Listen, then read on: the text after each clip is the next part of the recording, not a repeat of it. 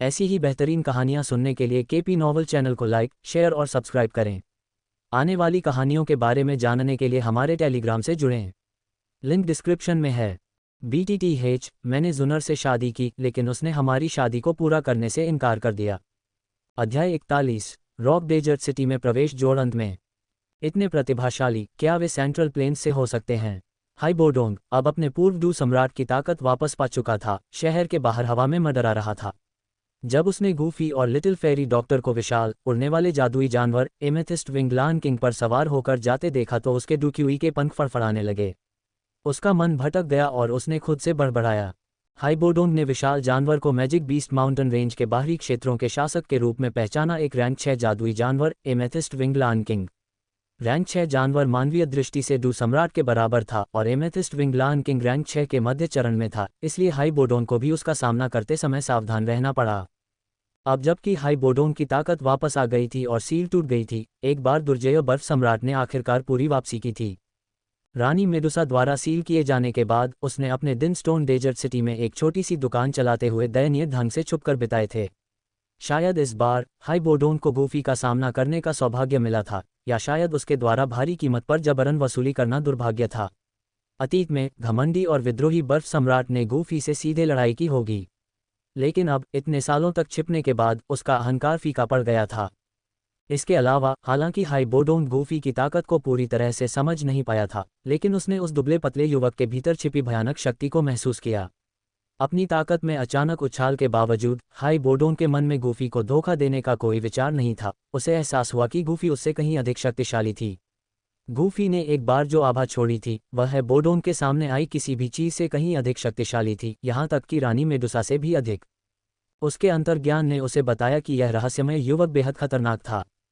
High बोडोंग को नक्शे के अवशेषों का सही उद्देश्य नहीं पता था जिसे गूफी ने उससे छीन लिया था, लेकिन वह जानता था कि वे जो रहस्य छिपाते थे वह महत्वपूर्ण था। आखिरकार वे अवशेष ही थे जिनकी वजह से रानी मेडुसा ने एक बार उसका शिकार किया था, जिससे उसकी सीलबंद शक्ति और दयनीय अस्तित्व की ओर अग्रसर हुआ। सांप लोगों की गर्वित और शक्तिशाली नेता रानी मेडुसा ने हाई बोडोंग का लगातार पीछा किया था, जिससे पता चलता है कि नक्शे के वे टुकड़े कितने मूल्यवान थे। मैं बहुत समय से गायब हूँ। राजधानी लौटने और ये देखने का समय आ गया है कि मेरे पुराने दोस्त कैसे हैं। आखिरकार है बोडोंग ने अपनी तनावपूर्ण भौं को आराम देते हुए आह भरी। उसने गूफी और नक्शे के टुकड़ों के बारे में सोचना छोड़ देने का फैसला किया। इन मामलों ने उसका बहुत समय और ऊर्जा ले ली थी। अब जब गूफी ने उन्हें ले लिया था, है बोडोंग को राहत की एक लंबी खोई हुई भावना महसूस हुई। इस तरह के खजाने की रखवाली करते हुए लगातार इस डर से कि रानी मेडुसा प्रकट होगी और उसे मार डालेगी, थका देने वाला था। गूफी के हस्तक्षेप ने उस बोझ को हटा दिया था। जाने से पहले है बोडोंग ने रेगिस्तान और मुख्य भूमि के किनारे स्थित विशाल शहर पर एक आखिरी नज़र डाली। हवा में उड़ती पीली रेत का परिचित नज़ारा और खुशमिजाज लोगों से भरी चहल पहल भरी सड़कें अलविदा कहने के लिए तैयार होते ही अचानक ज़्यादा कीमती लगने लगीं। है बोडोंग ने अक्सर सोचा था कि वह स्टोन डेजर्ट सिटी में बूढ़ा हो सकता है, हमेशा डर में जी रहा होगा, लेकिन किसी ने अब उसे अपने पुराने जीवन में लौटने का मौका दिया था। एक हल्की आह और थोड़ी उदासी के साथ उसने एक आखिरी नज़र डाली वह जगह जिससे वह दशकों तक छिपने के दौरान जुड़ा हुआ था। पीछे देखे बिना हाई बोडोंग की आकृति धीरे धीरे गायब हो गई। उसे नहीं पता था कि वह कभी वापस आएगा या नहीं। पुरानी मानचित्र की दुकान चुपचाप बंद हो गई और किसी को नहीं पता था कि बुजुर्ग दुकानदार कहाँ गया था। दुकान फिर कभी नहीं खुली। ... इस बीच जैसे जैसे शेर राजा गूफी और लिटिल फेरी डॉक्टर को रेगिस्तान में गहराई तक ले गया, आसपास की गर्मी और भी तीव्र होती गई। हालांकि एमेथिस्ट विंग लायन किंग के चारों ओर सुरक्षात्मक ऊर्जा अवरोध के कारण लिटिल फेरी डॉक्टर को गर्मी महसूस नहीं हुई। वह शेर की चौड़ी पीठ पर बैठी नीचे के दृश्य को निहार रही थी। विशाल रेगिस्तान उसके गृहनगर से बहुत अलग था और इसे कई बार देखने के बावजूद वह परिदृश्य को देखकर आश्चर्यचकित हो गई। रास्ते में उन्होंने नीचे विभिन्न सांस्कृतिक दृश्य देखे और यहाँ तक कि सांप लोगों का भी सामना किया, जिससे उसकी जिज्ञासा जागृत हुई। तो ये सांप लोग हैं भाई गूफी, ये काफ़ी अनोखा लगता है कि वे अपनी सांप की पूंछ का उपयोग करके चलते हैं। उसने टिप्पणी की। उसकी आंखें मासूम जिज्ञासा से चौड़ी हो गईं।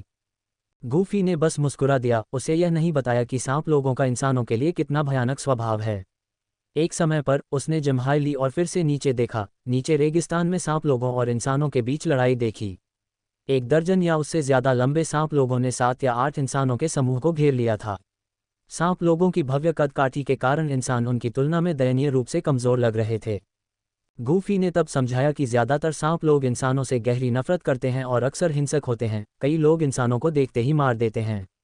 अगर कुछ अप्रत्याशित नहीं हुआ तो ये इंसान इस घात में मारे जा सकते थे। सांप लोगों और जियामा साम्राज्य के इंसानों के बीच दुश्मनी बहुत गहरी थी, दोनों पक्ष एक दूसरे पर देखते ही हमला कर देते थे। ये दुश्मनी समय के साथ बढ़ती गई, जिसमें कोई स्पष्ट सही या गलत नहीं था और दोनों पक्षों के लिए एक त्रासदी थी। गूफी ने हस्तक्षेप करने का इरादा नहीं किया था, लेकिन नीचे का दृश्य देखकर लिटिल फेरी डॉक्टर ने उससे मदद करने की विनती की। भाई गूफी, कृपया उनकी मदद करें, उसने नर्म, विनती भरे लहजे में कहा। उसकी आंखें करुणा से भर गईं क्योंकि उसने देखा कि इंसानों के बीच एक महिला एक बच्चे को पकड़े हुए है। ठीक है, गूफी ने लिटिल फेरी डॉक्टर की ओर देखते हुए जवाब दिया। उसकी चिंतित अभिव्यक्ति ने उसे उसके दयालु स्वभाव की याद दिला दी। जब वह उससे मदद मांग रही थी तो वह कैसे मना कर सकता था। उसने तुरंत शेर राजा को घटनास्थल की ओर उड़ने का आदेश दिया। विशाल जानवर के आने की झलक मात्र से ही दोनों पक्ष डर के मारे तितर-बितर हो गए, जिससे मनुष्यों को भागने का मौका मिल गया।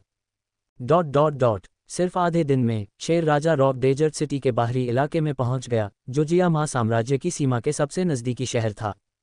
गूफी एक पल के लिए रुक गया। उसे याद आया कि किंगलिन, आधी इंसान आधी सांप के खून वाली लड़की, इस शहर में रहती थी। अपने दयालु स्वभाव के बावजूद किंगलिन ने जीवन भर भेदभाव और दुर्व्यवहार सहा था। उसकी असाधारण प्रतिभा कभी पूरी तरह से सामने नहीं आई। गूफी के मन में एक विचार आया। वह किंगलिन को अपने संरक्षण में लेना चाहता था और उसे जल्दी प्रशिक्षित करना चाहता था। शायद पर्याप्त शक्ति के साथ जो लोग उसे नीचा देखते थे और उसका अपमान करते थे, वे अब ऐसा करने की हिम्मत नहीं करेंगे, जिससे उसे बेबुनियाद तिरस्कार और अपमान के बजाय वह निष्पक्षता और सम्मान मिल सके जिसकी वह हकदार थी। आखिरकार किंगलिन मूल कहानी में एक महत्वपूर्ण किरदार थी, जिसमें बहुत संभावनाएं थीं। उसे अपने पास रखना गूफी के लिए भावनाओं और शक्ति को इकट्ठा करने की उसकी यात्रा में भी फायदेमंद हो सकता था। अध्याय 42। क्या आप अस्वस्थ महसूस कर रहे हैं? इस बार लिटिल फेरी डॉक्टर के बोलने का इंतजार किए बिना गूफी ने एमेथिस्ट विंगलान किंग को सीधे शहर में उड़ने नहीं दिया, ताकि पहले की तरह दहशत न फैले। इसके बजाय वे शहर से कुछ मील बाहर रुक गए और शेर राजा को कहीं बाहर इंतजार करने दिया। गूफी और लिटिल फेरी डॉक्टर चुपचाप शहर में दाखिल हुए। रॉक डेजर्ट सिटी में दाखिल होने पर गूफी लिटिल फेरी डॉक्टर को एक सराय में ले गए। रेगिस्तान पीली रेत से भरा हुआ था, जिससे बिना कुछ अंदर लिए सांस लेना मुश्किल हो रहा था। हालांकि ज़्यादातर शहरों में हवा को फिल्टर करने के लिए व्यवस्थाएं थीं, लेकिन वे अक्सर अपर्याप्त थीं। गूफी और लिटिल फेरी डॉक्टर ऊपर से उड़कर आए थे, जहां उनके सुरक्षात्मक अवरोध की वजह से स्थिति थोड़ी बेहतर थी। हालांकि शहर के बाहर से अंदर की ओर चलते हुए वे दोनों हवा से उड़ी रेत में ढक गए। लिटिल फेरी डॉक्टर ने अपनी अब गंदी हो चुकी सफ़ेद पोशाक को देखा, लगभग आंसू में डूबी हुई। कुछ पीली रेत उसके चेहरे पर भी जम गई थी। जब गूफी ने देखा तो वह खुद को हंसने से रोक नहीं पाया। हालांकि तेज कानों वाली लिटिल फेरी डॉक्टर ने उसे पकड़ लिया और अपनी बड़ी आंखों से उसे घूरने लगी। क्या तुम सिर्फ मुझ पर हंस रहे थे? लिटिल फेरी डॉक्टर को संदेह हुआ। भावनात्मक मूल्य जोड़ 100। गूफी ने जल्दी से अपना गला साफ किया और गंभीरता से अपना सिर हिलाया। जैसे ही लिटिल फेरी डॉक्टर अपना आपा खोने वाली थी, गूफी ने जल्दी से बात की। चलो पहले नहाने के लिए कोई जगह ढूंढते हैं और बाद में मैं तुम्हें कपड़ों की खरीदारी के लिए ले जाऊंगी। ठीक है। लिटिल फेरी डॉक्टर की आंखें चमक उठीं, उसका ध्यान दूसरी ओर चला गया। लिटिल फेरी डॉक्टर उत्साहित महसूस करती है। भावनात्मक मूल्य जोड़ 100। सच में गूफी, बेहतर होगा कि तुम मुझसे झूठ न बोलो। मैंने रास्ते में बहुत सारी दुकानें देखीं जिनमें सुंदर कपड़े प्रदर्शित थे। गूफी ने हंसते हुए उसके रोएदार सिर को थपथपाया। ठीक है, ठीक है, बाद में तुम मेरे सारे पैसे कपड़े खरीदने में खर्च कर सकती हो। लिटिल फेरी डॉक्टर उत्साहित महसूस करती है। भावनात्मक मूल्य जोड़ 100। हालांकि लिटिल फेरी डॉक्टर आमतौर पर शांत दिखती थी, फिर भी वह एक छोटी लड़की थी जो सुंदर कपड़ों के आकर्षण का विरोध नहीं कर सकती थी। वह बिना किसी शिकायत के किंगशान टाउन से रॉक डेजर्ट सिटी तक गूफी के साथ आई थी। स्वाभाविक रूप से गूफी उसके साथ अच्छा व्यवहार करना चाहता था। लिटिल फेरी डॉक्टर खुशी खुशी सहमत हो गया और नहाने के लिए भाग गया। हालांकि गूफी पर कोई गंदगी नहीं थी, फिर भी उसने थोड़ा असहज महसूस करते हुए नहाने का फैसला किया। जब वे दोनों समाप्त हो गए और साफ हो गए, तो लिटिल फेरी डॉक्टर ने एक और लंबी पोशाक पहन ली और सड़क पर सबसे पहले बाहर निकली। गूफी उसके पीछे पीछे चला गया और अपने आगे चल रही जीवंत लड़की को देखकर मुस्कुराया। रेगिस्तान में पहुंचने के बाद से उसका व्यक्तित्व बहुत अधिक खुशमिजाज हो गया था। वह अब खुलकर चीज़ें मांगने और यहाँ तक कि मजाक करने की हिम्मत रखती थी, जिससे गूफी काफ़ी खुश था। इससे पता चलता है कि लिटिल फेरी डॉक्टर अब उस पर पूरा भरोसा करता था। नहीं, जिस क्षण से वह बिना किसी हिचकिचाहट के उसके साथ किंगशान टाउन छोड़ने के लिए सहमत हुई, ये स्पष्ट था कि उसे उसके साथ रहना तय था। उसका असली व्यक्तित्व शायद ऐसा ही था, हंसमुख और चंचल। किंगशान टाउन की कोमल छोटी परी डॉक्टर एक आदर्श मुखौटा थी जिसका इस्तेमाल वह खुद को छिपाने के लिए करती थी। गूफी, जल्दी करो। जब उसने गूफी को विचारों में खोया हुआ देखा तो छोटी परी डॉक्टर ने पुकारा, आ रही हूँ। गूफी ने हाथ हिलाया और उसकी ओर चली गई। यहाँ के कपड़े काफ़ी अनोखे थे, उतने टाइट और बोल्ड नहीं जितने कि छोटी परी डॉक्टर ने पहले देखे थे, लेकिन फिर भी बहुत सारे फीते थे। छोटी परी डॉक्टर ने एक ड्रेस उठाई, एक पल के लिए चुप रही। उसने गूफी पर एक नज़र डाली और उसका चेहरा अचानक लाल रंग की एक अजीब सी छाया में बदल गया। छोटी परी डॉक्टर शर्मीली महसूस करती है। भावनात्मक मूल्य जोड़ 100। गूफी पास में बैठी और उसके कपड़े चुनने का इंतजार कर रही थी। उसने सिस्टम नोटिफिकेशन सुना और उलझन में देखा। उसने देखा कि वह मन ही मन मुस्कुरा रही थी, लेकिन उसका चेहरा लाल हो गया था। तुम्हारा चेहरा इतना लाल क्यों है? क्या तुम्हें अस्वस्थ महसूस हो रहा है? गूफी ने चिंता से पूछा और वह उसके पास चला गया। छोटी परी डॉक्टर घबराई हुई और शर्मीली महसूस कर रही है। भावनात्मक मूल्य जोड़ 100। छोटी परी डॉक्टर चौंक गई, उसके कान लाल हो गए और उसकी आंखें इधर उधर घूमने लगीं। कुछ नहीं, कुछ नहीं। गूफी ने अपना सिर हिलाया, अपने चुने हुए कपड़े उठाए और पैसे देने चला गया। जब वह पीछे मुड़ा तो उसने छोटी परी डॉक्टर को अपनी आंखों में सितारों के साथ देखा। छोटी परी डॉक्टर खुश महसूस करती है। भावनात्मक मूल्य जोड़ 100। गूफी, तुम सबसे अच्छी हो। किंगशान टाउन में वापस आकर पड़ोस की बहन ने मुझे बताया कि जो आदमी किसी औरत पर पैसा खर्च करता है वह अच्छा आदमी होता है। गूफी ने आह भरी, अपना माथा रगड़ते हुए वह बातूनी लड़की को वापस सराय में ले गया। अगले दिन गूफी ने किंग लिन को खोजने का फैसला किया। वह हमेशा मुश्किल हालात में रही थी। जितनी जल्दी वह उसे ढूंढ लेगा उतनी जल्दी वह उसे इससे बाहर निकलने में मदद कर सकेगा।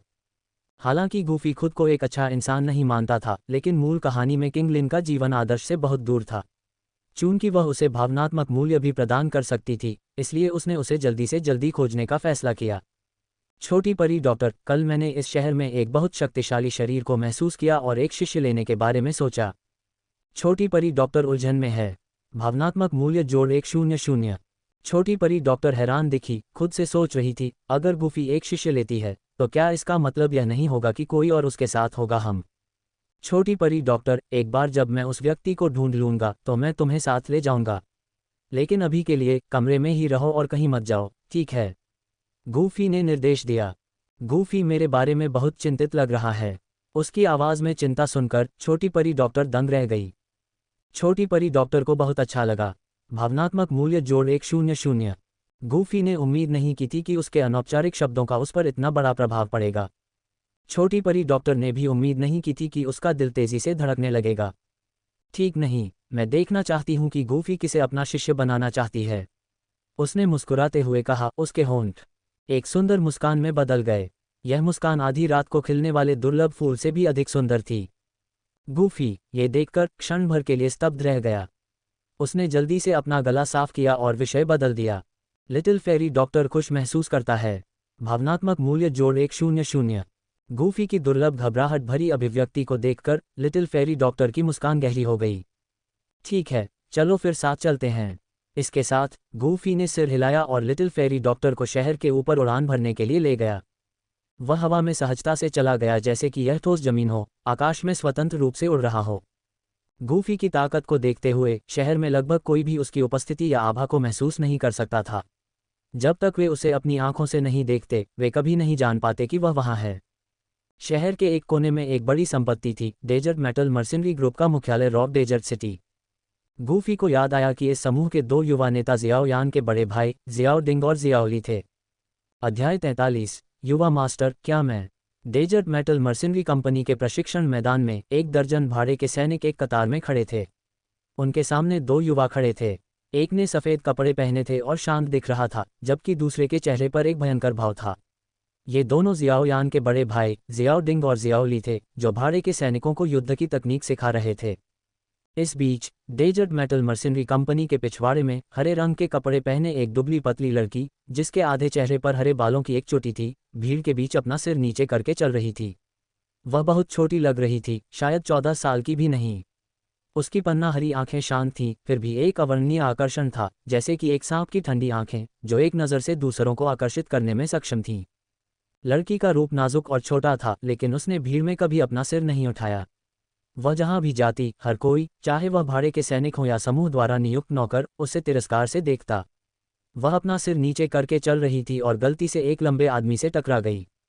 क्या तुम अंधी हो? तुम परेशान करने वाली चीज हो। तुम्हें देखना सिर्फ दुर्भाग्य है। वह आदमी, नाराज होकर, जैसे ही उसने हरी चोटी और विदेशी हरी पोशाक देखी, पलटकर कोसने लगा। लड़की, इस खुले द्वेष का सामना करते हुए, डरपोक थी और कभी भी वापस लड़ने की हिम्मत नहीं कर पाए। वह केवल एकांत स्थान पर छिपने, नीचे झुकने, अपने सिर को अपने घुटनों में दबाने और चुपचाप रोने की हिम्मत कर पाए। छोटी लड़की, क्या तुम अब से नीची नज़र से देखना बंद करना चाहती हो? अचानक किंगलिन के कान में एक आवाज़ गूंजी। ये गूफी थी, जो चुपचाप डेजर्ट मेटल मर्सिनरी कंपनी में घुस गई थी। किंगलिन अपनी चुपचाप सिसकियां रोक नहीं पाए, लेकिन आवाज़ सुनते ही उसने अपनी सांस रोक ली। किंगलिन को आश्चर्य हुआ। भावना मूल्य जोड़ 70। उसने जल्दी से ऊपर देखा और एक भाई और बहन की जोड़ी को देखा जो उससे कुछ साल बड़ी थी। ये दोनों स्वाभाविक रूप से गूफी और जियोई जियान थे, जो डेजर्ट मेटल मर्सिनरी कंपनी में आए थे। वे दोनों अपनी उपस्थिति छिपाए हुए थे और आसमान से देख रहे थे कि किंगलिन के साथ कैसा अनुचित व्यवहार हो रहा था। हालांकि किंगलिन को मर्सिनरी कंपनी में रहने के लिए जगह मिल गई थी, फिर भी उसे बेवजह भेदभाव और मौखिक दुर्व्यवहार का सामना करना पड़ा। विशेष रूप से जियोई जियान को सहानुभूति की लहर महसूस हुई। उसने पीछे से देखा था और कई बार हस्तक्षेप करने के लिए लगभग दौड़ पड़ी थी। जियोई जियान को गुस्सा और दिल का दर्द महसूस होता है। भावना मूल्य जोड़ 100। जियोई जियान की भावनाओं को देखने के बाद गूफी ने उसे किंगलिन की पृष्ठभूमि के बारे में बताया। जियोई जियान ने पहले सुना था कि टाइगर रेगिस्तान के पास कभी कभी सर्प लोगों द्वारा मानव महिलाओं का शोषण किए जाने के मामले सामने आते थे। आमतौर पर ऐसे मुठभेड़ों से गर्भधारण नहीं होता। हालांकि कुछ दुर्लभ अपवाद हैं जहां एक महिला गर्भधारण कर सकती है और बच्चे को जन्म दे सकती है। किंगलिन ऐसे ही मिलन से पैदा हुई एक बच्ची थी, जिसके शरीर में सर्प जाति का खून था। सर्प जाति और मनुष्य स्वाभाविक रूप से एक दूसरे के प्रति शत्रुतापूर्ण होते हैं। किंगलिन जैसे लोग, जिनमें मानव और सर्प जाति दोनों का खून होता है, दोनों जातियों द्वारा शापित माने जाते हैं। हालांकि उसे डेजर्ट मेटल मर्सिनरी कंपनी में शरण मिली थी और वह रसद के लिए जिम्मेदार नौकरानी के रूप में काम करती थी, फिर भी उसे भाड़े के सैनिकों से लगभग सार्वभौमिक तिरस्कार का सामना करना पड़ा। रेगिस्तान के किनारे पर भाड़े के सैनिकों में सर्प जाति के लोगों के प्रति गहरी दुश्मनी थी। हालांकि किंगलिन दयनीय थी, लेकिन वे उसके भीतर सर्प जाति के खून के कारण घृणा महसूस करने से खुद को रोक नहीं पाए। किंगलिन, जिसके शरीर में मानव और सर्प जाति दोनों का खून था, ने दोनों पक्षों से भेदभाव और घृणा का दंश झेला। वह पूरी तरह से निर्दोष थी, उसने कोई गलत काम नहीं किया था। किंगलिन भ्रमित महसूस करती है। भावना मूल्य जोड़ 70। किंगलिन ने उलझन में गूफी और जियोई जियान को देखा। इस समय गूफी हवा में तैर रहा था, उसके पैर जमीन को नहीं छू रहे थे। ये युवक स्पष्ट रूप से शक्तिशाली था, शायद रॉक डेजर्ट सिटी का सबसे शक्तिशाली व्यक्ति। किंगलिन को झिझक महसूस होती है। भावना मूल्य जोड़ 70। वह एक पल के लिए झिझकी, फिर थोड़ा सिर हिलाया, हालांकि उसकी आंखों में अभी भी डर का निशान था। यदि आप मेरा शिष्य बनने का फैसला करते हैं, तो मैं आपको सभी की प्रशंसा करने वाला एक शक्तिशाली व्यक्ति बना सकता हूं, गूफी ने कहा। किंगलिन को लालसा महसूस होती है। भावना मूल्य जोड़ 100। फिर जियोई जियान ने किंगलिन से संपर्क किया, उसे राजी किया। हमारे साथ आओ, ये भाई बहुत शक्तिशाली है। भविष्य में जब आपकी ताकत बढ़ेगी तो कोई भी आपको धमकाने की हिम्मत नहीं करेगा। जियोई जियान दयालु थी, उसकी कोमल आंखें किंगलिन को सहज महसूस करा रही थीं। किंगलिन, थोड़ा और सहज महसूस करते हुए, एक फीकी मुस्कान प्रकट की। किंगलिन को आराम महसूस हुआ। भावना मूल्य जोड़ 100। युवा गुरु, क्या मैं कर सकता हूँ? किंगलिन, बहुत ही ललचाया हुआ, कुछ आशंका के साथ गूफी को देखा। तुम कर सकते हो। चूंकि मैंने तुम्हें चुना है, इसका मतलब है कि तुम्हारे पास क्षमता है। गूफी ने सिर हिलाया। मैं तुम्हें अपना गुरु बनाने के लिए तैयार हूं, युवा गुरु, किंगलिन ने गंभीरता से कहा। लेकिन डेजर्ट मेटल मर्सिनरी कंपनी के 2 नेताओं ने मुझे अपने साथ लेकर और मुझे काम देकर मेरे प्रति दयालुता दिखाई है। मुझे जाने से पहले उन्हें अलविदा कहना होगा ताकि वे चिंता न करें। गूफी सहमत हो गया। उसने अपनी आध्यात्मिक शक्ति का उपयोग भाड़े के समूह को स्कैन करने के लिए किया और जल्दी से दोनों नेताओं को बुलाने के लिए एक संदेश भेजा। उसकी आवाज़ में भारी दबाव ने प्रशिक्षण मैदान में जियोडिंग और जियोली को चौंका दिया। जियोडिंग को आश्चर्य और डर महसूस हुआ। भावना मूल्य जोड़ 50। जियाओ ली को आश्चर्य हुआ। भावना मूल्य जोड़ 5-0। जियाओ डिंग और जियाओ ली जल्दी से वहां पहुंचे जहां गूफी थी। किंगलिन ने धीरे से समझाया कि उसने गूफी को अपना गुरु मान लिया है और वह वहां से चली जाएगी। उसने दोनों नेताओं के प्रति उनकी पिछली देखभाल के लिए आभार व्यक्त किया। जियाओ डिंग और जियाओ ली राहत महसूस करते हुए और कुछ हद तक आश्चर्यचकित महसूस करते हैं कि गूफी अपनी युवा उपस्थिति के बावजूद भयानक ताकत रखता है। उन्हें शुरू में डर था कि उन्होंने इतने मजबूत व्यक्ति को उकसाया है, लेकिन स्थिति सुनने के बाद वे किंगलिन के लिए खुश थे। जियाओ डिंग खुश महसूस करता है। भावना मूल्य जोड़ 5-0। जियाओ ली खुश महसूस करता है। भावना मूल्य जोड़ 5-0। किंगलिन की आपकी देखभाल के लिए आभार में ये 2 गोलियां लें। वे आपकी साधना को लाभ पहुंचाएंगी और कई छिपी हुई चोटों को ठीक करेंगी। गूफी ने उन्हें डू मास्टर की साधना के लिए फायदेमंद 2 गोलियां दीं। इससे पहले कि वे प्रतिक्रिया कर पाते, वह किंगलिन और जियाओ यी जियान के साथ चला गया। जियाओ डिंग और जियाओ ली ने एक दूसरे को देखा। उनकी आंखें कृतज्ञता से भरी हुई थीं। धन्यवाद सीनियर। जियाओ डिंग आभारी महसूस करता है। भावना मूल्य जोड़ 5-0। जियाओ ली आभारी महसूस करता है। भावना मूल्य जोड़ 5-0। अध्याय 44 शरीर को जागृत करना। छोटी परी डॉक्टर का आश्चर्य। सराय में लौटने के बाद छोटी परी डॉक्टर और किंगलिन ने एक कमरा साझा किया। हालांकि किंगलिन एक युवा लड़की थी जिसकी शक्ल सूरत बहुत अच्छी थी, फिर भी वह अपनी उम्र के कारण कई चीज़ों के बारे में काफ़ी भोली थी। छोटी परी डॉक्टर को गूफी के आसपास अन्य महिलाओं के होने से जलन महसूस नहीं हुई। इसके अलावा गूफी बस एक शिष्य बन रही थी और किंगलिन की पृष्ठभूमि दयनीय थी। किंगलिन, देखो कि तुम्हें इनमें से कोई पसंद है या नहीं। नहा लो और एक पहन लो, छोटी परी डॉक्टर ने कहा। उसने कई नए कपड़े रखे थे जो उसने अभी अभी खरीदे थे और जो किंगलिन को फिट आएंगे। धन्यवाद बहन जियाओ यी जियान। किंगलिन की आंखें थोड़ी लाल हो गईं क्योंकि उसने चुपचाप अपना आभार व्यक्त किया। उनसे मिलना वास्तव में उसके लिए सौभाग्य की बात थी। अगले दिन वे तीनों गूफी, लिटिल फेरी डॉक्टर और किंगलिन सुबह जल्दी उठे और रॉक डेजर्ट सिटी में घूमे। पहले तो किंगलिन थोड़ा संकोची था क्योंकि गूफी और लिटिल फेरी डॉक्टर की आभा भाड़े के सैनिकों के समूह के लोगों से बिल्कुल अलग थी। खासकर गूफी, जो दिखने में बहुत ही साधारण लग रहा था, लेकिन उसका डूक्यूई विशेष रूप से तीव्र नहीं था। फिर भी किंगलिन ने उसके प्रति श्रद्धा की भावना महसूस की, यह मानते हुए कि वह अब तक का सबसे शक्तिशाली व्यक्ति था। लिटिल फेरी डॉक्टर ने रास्ते में उससे बातचीत की, उसे आराम करने और खुद को बाहरी व्यक्ति के रूप में न देखने के लिए प्रोत्साहित किया। गूफी और लिटिल फेरी डॉक्टर दोनों ने उसके साथ एक बच्चे की तरह व्यवहार किया, जिससे वह अधिक सहज महसूस करने लगी। धीरे धीरे उसने अपना सिर ऊपर उठाना शुरू कर दिया, जो हमेशा नीचे रहता था, और उसके चेहरे पर एक उज्ज्वल मुस्कान दिखाई दी। वह एक लापरवाह 14 वर्षीय लड़की की तरह दिखने लगी। हालांकि जब कभी कभी वह उनसे नजरें मिलाती तो किंगलिन की आंखों में आत्मसंदेह की एक झलक उभर आती और वह जल्दी से नजरें फेर लेती। वह नहीं चाहती थी कि वे उसकी ठंडी, हरी, सांप जैसी आंखें देखें। छोटी परी डॉक्टर चौकस होने के कारण इस पर ध्यान देती और गूफी से चुपचाप इसका जिक्र करती। किंगलिन इतनी आत्मचेतन है, अतीत में उसके साथ अक्सर भेदभाव किया गया होगा, उसने कुछ दुख के साथ कहा। गूफी ने जल्दी से उसे आश्वस्त किया, मैं कोई रास्ता सोचूंगी। लिटिल फेरी डॉक्टर ने गूफी पर बिना शर्त भरोसा किया। अगर उसने कहा कि वह इसे संभाल लेगा तो उसे पता था कि उसे बस इंतजार करना होगा और देखना होगा। कुछ दिनों के लिए किंगलिन को साथ लाने के बाद गूफी ने फैसला किया कि अब उसकी क्षमता को जगाने का समय आ गया है। अतीत में उसे इसलिए परेशान किया गया क्योंकि वह अपनी क्षमताओं की सही सीमा नहीं जानती थी। अगर किंगलिन अपनी प्रतिभा का पूरा उपयोग कर सकती तो कौन उसे नीची नज़र से देखने की हिम्मत करेगा। अगर उसे उन सांप जैसी आंखों में अपार शक्ति का एहसास होता जिसे दूसरे लोग तुच्छ समझते थे, तो शायद वह खुश भी होती, ये जानकर कि उसके पास खुद की और उन लोगों की रक्षा करने की ताकत है जिनकी वह परवाह करती है। किंगलिन के पास शक्तिशाली ZZZ green snake flower pupils क्षमता थी, जिससे वह सांप जैसे जीवों को नियंत्रित कर सकती थी और उनकी ऊर्जा को अपने इस्तेमाल के लिए अवशोषित कर सकती थी। उसकी क्षमता असाधारण थी। ZZZ green snake flower pupils के नाम से जानी जाने वाली ये दुर्लभ क्षमता Z green snake flower pupils लाखों में एक था। अगर किंगलिन इसका सही तरीके से इस्तेमाल कर पाती तो उसका भविष्य उज्ज्वल होता। शुरू में गूफी की भूमिगत मैग्मा क्षेत्र में जाने की कोई योजना नहीं थी क्योंकि वहां की विशेष लॉ पहले ही मेडुसा द्वारा ले ली गई थी, जिससे केवल ग्रीन लोड्स प्लेटफॉर्म और कोरफायर लोड सीड्स ही बचे थे जो उसके लिए बहुत कम उपयोगी थे। वह वहां जाकर समय बर्बाद नहीं करना चाहता था, लेकिन अब उसने अपना मन बदल लिया। उसे किंगलिन को वहां लाने की जरूरत थी ताकि उसकी प्रतिभा को जगाया जा सके और 2 सिर वाली लॉ आत्मा सर्प को नियंत्रित किया जा सके। साथ ही वह ग्रीन लोड्स प्लेटफॉर्म और कोरफायर लोड सीड्स को पुनः प्राप्त कर सकता था। हालांकि वे उसके लिए उपयोगी नहीं थे, लेकिन वे लिटिल फेरी डॉक्टर और किंगलिन को उनकी साधना में तेजी लाने में मदद कर सकते थे। उस रात गूफी ने लिटिल फेरी डॉक्टर और किंगलिन को योजना के बारे में बताया। किंगलिन उत्साहित महसूस करता है, भावना मूल्य जोड़ 70।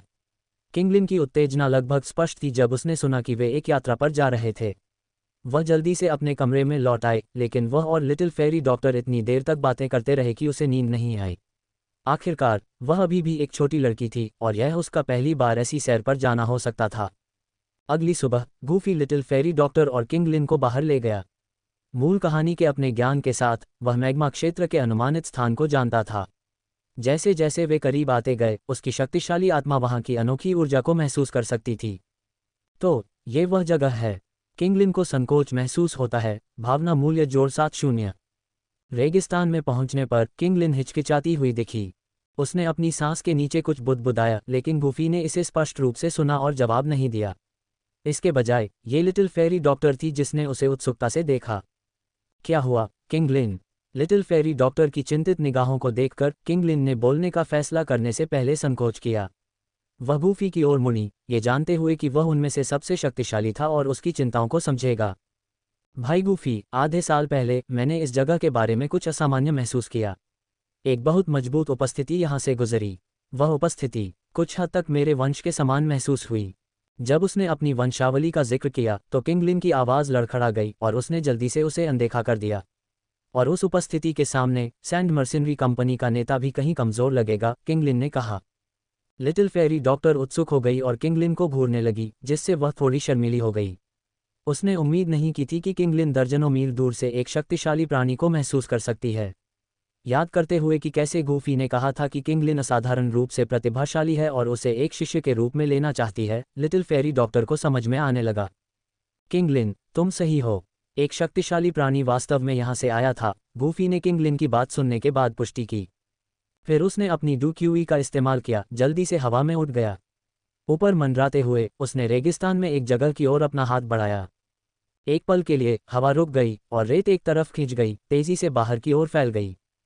कुछ ही समय में रेत के नीचे एक मार्ग दिखाई दिया। किंगलिन को झटका लगा, भावनात्मक मूल्य जोड़ 70। भाई गूफी, क्या तुमने यह महसूस किया?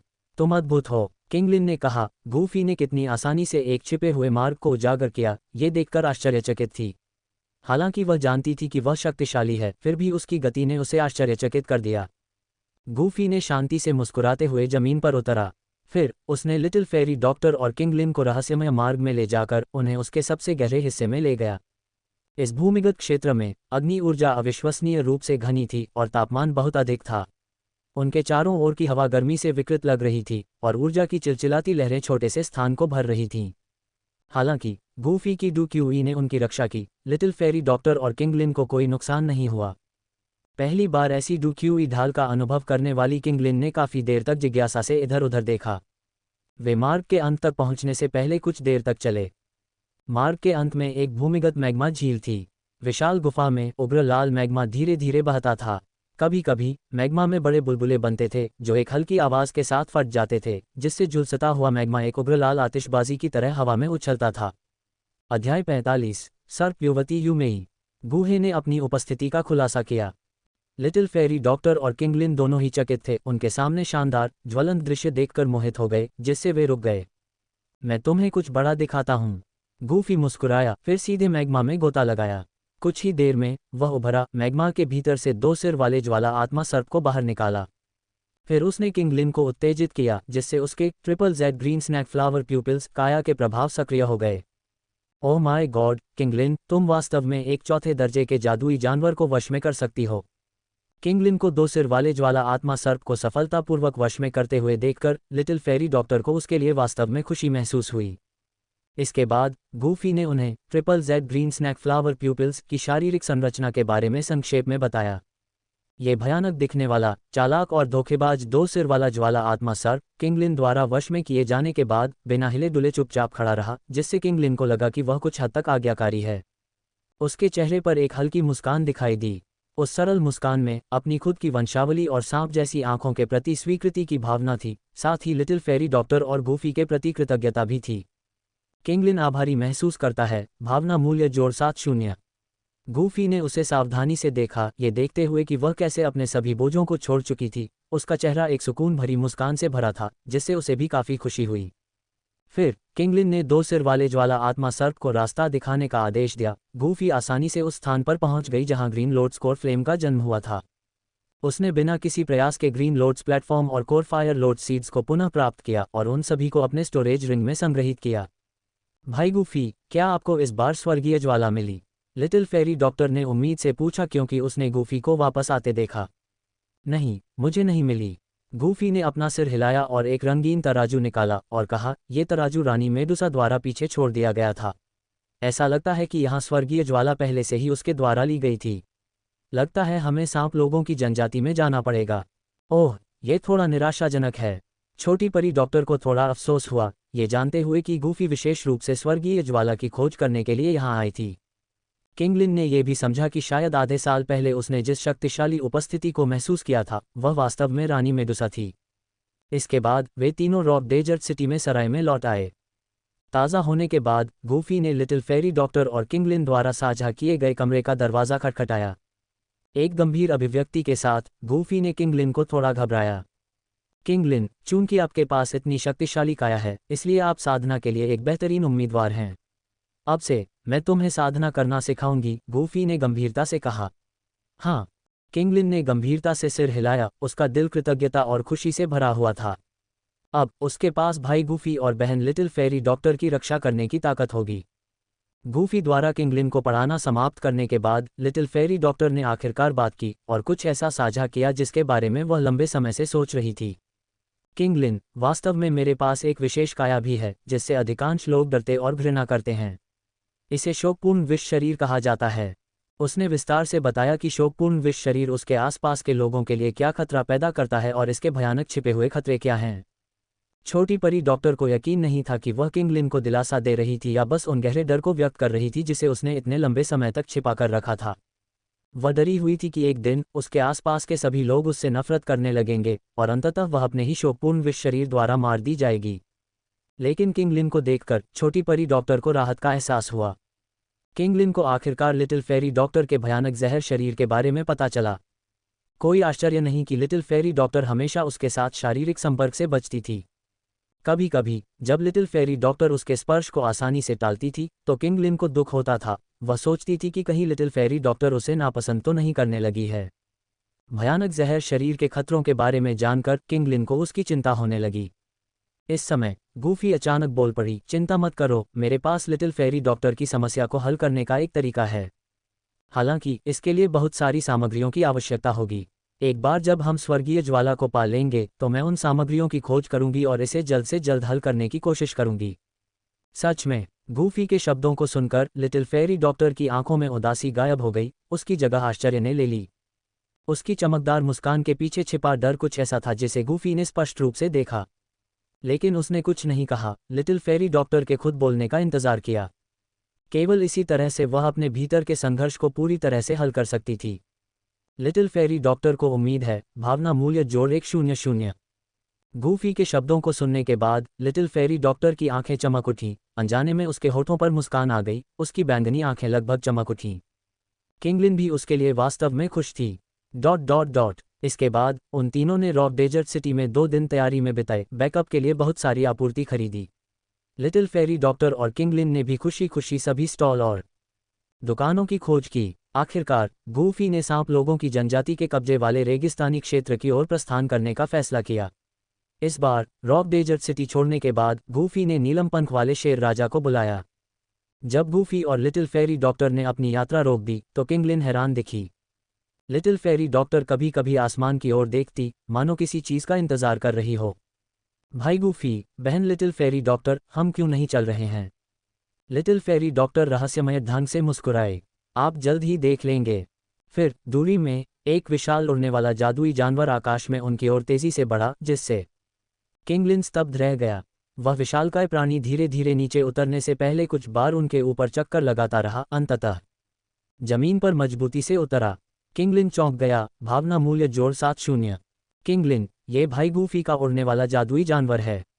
क्या ये प्रभावशाली नहीं है? लिटिल फेरी डॉक्टर ने मुस्कुराते हुए समझाया। किंगलिन चौंक गया। भावना मूल्य जोड़ 70। छोटी लड़की को अचंभित देखकर गूफी मुस्कुराए बिना नहीं रह सका।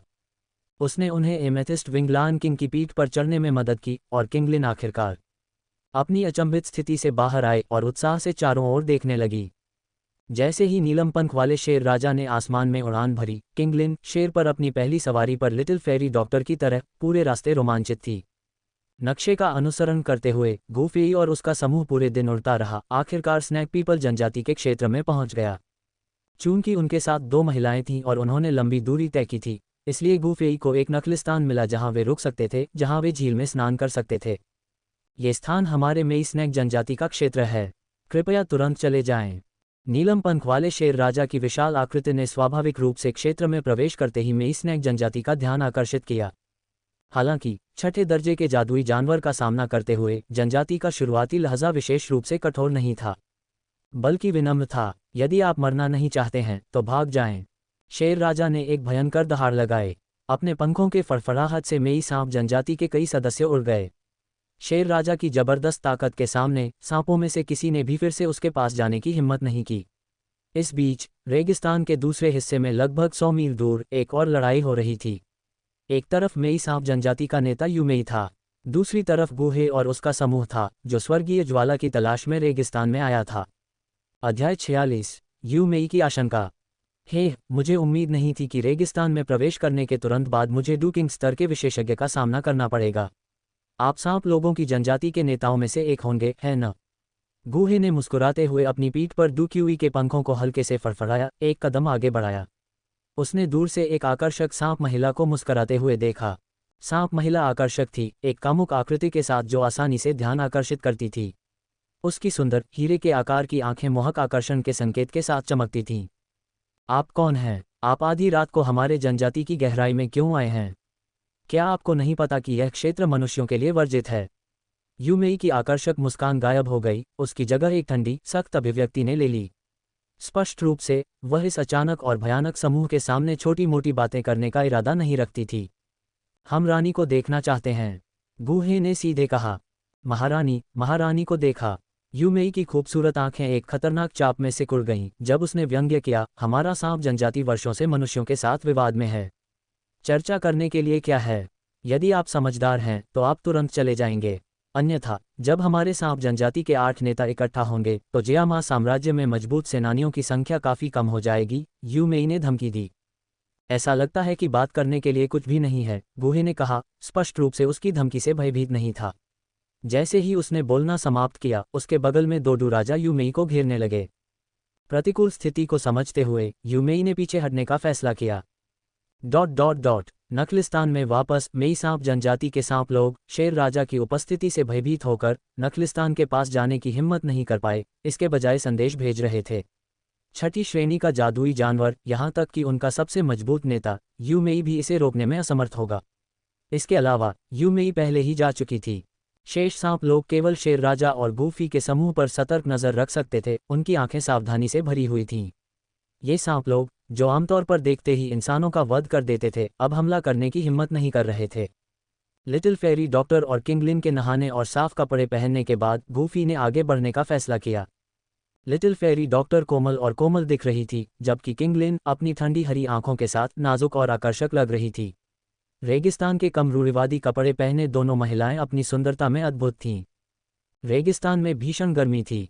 हालांकि डूक्यूई द्वारा संरक्षित लिटिल फेरी डॉक्टर को यह परेशानी भरा लगा और उसने किंगलिन के उदाहरण का अनुसरण करते हुए अपने लंबे बैंगनी बालों को बांधा और उसे अपने कंधे पर लटका दिया। उसके सुंदर रूप को देखकर गूफी क्षण भर के लिए स्तब्ध रह गई। छोटी परी डॉक्टर खुली पोशाक पहने हुए, जिससे उसकी गोरी भुजाएं दिख रही थीं, शर्म से लाल हो गई। गूफी की निगाहों को देखते हुए उसके कान लाल हो गए और उसने जल्दी से दूसरी ओर देखा। छोटी परी डॉक्टर को शर्मा रही है। भावना मूल्य जोड़ 100। वे तीनों नीलम पंख वाले शेर राजा पर सवार हो गए और रेगिस्तान में और आगे बढ़ गए। जैसे जैसे रात ढलती गई, दूर क्षितिज पर एक जनजाति का विशाल किला धीरे धीरे दिखाई देने लगा। किला रोशनी से जगमगा रहा था, हालांकि टिमटिमाती रोशनी अशांति का एहसास करा रही थी। दर्जनों मीटर ऊंची ऊंची दीवारें तीर के टावरों से घनी थीं। हल्के बैंगनी रंग से रंगे तीरों की नोकें चांदनी में ठंडी चमक रही थीं, जो हर कोने पर सटीक और ठंडी तरह से निशाना साध रही थीं। इन तीरों से मारा गया कोई भी व्यक्ति छेदों से भरा होगा। लेकिन अजीब बात यह है कि किले की कड़ी सुरक्षा के बीच से एक विशाल रास्ता जबरदस्ती बनाया गया था। इससे भी अधिक विचित्र बात यह है कि इस रास्ते के पास के सभी तीर टावरों को किसी अज्ञात शक्तिशाली बल द्वारा टुकड़े टुकड़े कर दिया गया था। गूफी ने दूर से गढ़ को टूटते हुए देखा। वह सोच में पड़ गया, क्या ये हो सकता है कि गूही और उसका समूह हमसे आगे आ गया और मेइस्नैक जनजाति के किले में जबरन घुस गया। गूफी ने आगे के किले को देखते हुए मन ही मन सोचा। हालांकि उसे याद आया कि मूल कहानी में गूही और उसका समूह अभी तक इस बिंदु पर नहीं निकला था। लेकिन विनाश के संकेतों से ये केवल गूही का समूह ही हो सकता है। किसी और के पास इतनी ताकत नहीं थी, और ऐसी शक्ति वाला कोई भी व्यक्ति अचानक रेगिस्तान में गहराई तक नहीं जाएगा और मेइस्नैक जनजाति का ठीक से पता नहीं लगाएगा। तो ये गूही ही होना चाहिए था जिसने किसी विशेष कारण से तय समय से पहले काम किया था। लेकिन गूफी ने जल्द ही अपने अति विचार को दूर कर दिया। शायद इस दुनिया में उसके आने से कुछ तितली प्रभाव पैदा हुए थे। कुछ घटनाओं का अपने मूल मार्ग से भटक जाना सामान्य बात है और उसे इस पर ध्यान देने की आवश्यकता नहीं थी। गूफी ने किले की ओर देखा और फैसला किया कि उसे इतना सतर्क रहने की आवश्यकता नहीं है। आखिरकार ये सांप लोगों का क्षेत्र था। शेर राजा, सीधे आगे बढ़ो, रुको मत, गूफी ने आदेश दिया। नीलम पंख वाले शेर राजा ने एक पल के लिए विराम लिया, फिर पूरी गति से आगे बढ़ते हुए सीधे मेई सांप जनजाति की ओर बढ़ गया। सांप लोगों की जनजाति के भीतर पहरेदारों ने शुरू में कुछ भी गलत नहीं देखा। जब तक उन्होंने दूर से विशाल जानवर को आते नहीं देखा, तब तक उन्हें एहसास नहीं हुआ कि कुछ गड़बड़ है। इसे रोको, किसी ने गुस्से में चिल्लाया। तुरंत दीवारों से ठंडे तीर और कई जहरीले भाले उड़ गए। शेर राजा ने घृणा से नाक सिकुड़ी। क्या इन सांप लोगों ने इसे कम आंका? क्या उन्हें लगा कि वे कुछ छोटे जहरीले हमलों से इसे रोक सकते हैं? अपने पंखों को फड़फड़ाते हुए शेर राजा ने एक शक्तिशाली तूफान बुलाया। हवा ने जहरीले भालों को उड़ा दिया, जो हानिरहित रूप से जमीन पर गिर गए। शेर राजा बिना विचलित हुए हमलों को अनदेखा करते हुए उड़ता रहा। गूफी खून का प्यासा नहीं था। जनजाति के क्षेत्र में अपने बलपूर्वक प्रवेश के बावजूद किसी को भी मारने से परहेज किया।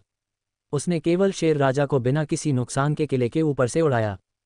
मेई सांप जनजाति के ऊपर से उड़ने के बाद गूफी ने अपनी यात्रा जारी रखी।